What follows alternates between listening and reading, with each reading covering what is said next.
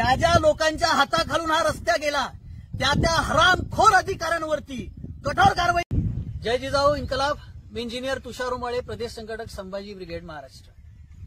मित्रांनो, आज आम्ही जयपूर ते तळोदी या रस्त्यावर उभा आहेत। हा रस्ता मुळात वर्धा विधानसभा क्षेत्रातला आणि वर्धा जिल्ह्यातला आणि प्रसंग असा आहे की काल महाराष्ट्राच्या राजकारणामध्ये घटना अशी घडली की सत्ताधारी पक्षाचे म्हणजे शिंदे सेनेचे एक आमदार, काय नाव त्यांचं, संजय गायकवाड यांनी आमदार निवासमध्ये म्हणजे आकाशवाणीला जेवण निकृष्ट दर्जाचं होतं म्हणून तिथे काम करणाऱ्या माणसाला अगदी म्हणजे माईक टायसन स्टाईलमध्ये म्हणजे लुंगी आणि बनियान घालून खूप ठोसे मारले आणि त्याची चर्चा कालपासून महाराष्ट्राच्या मीडियावरती सुरू आहे।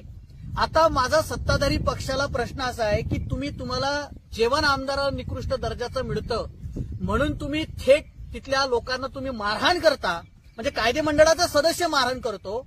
आणि या ठिकाणी आपण आता एका रस्त्यावर उभा, या रस्त्याची गंमत अशी आहे की हा रस्ता म्हणजे तळोदी ते जयपूर हा वर्धा विधानसभा क्षेत्रातला रस्ता आहे आणि हा रस्ता बनून 1 महिना झालेला आहे।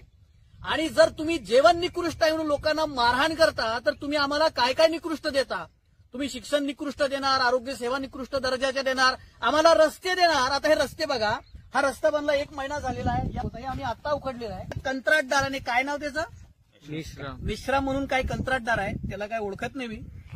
ह्या बहादराने इथे मातीवर डायरेक्ट डांबर टाकलेला आहे आणि माझ्या माहितीप्रमाणे जर हा रस्ता आमदार डॉक्टर पंकजभाऊ भोयर यांच्या निधीमधून असेल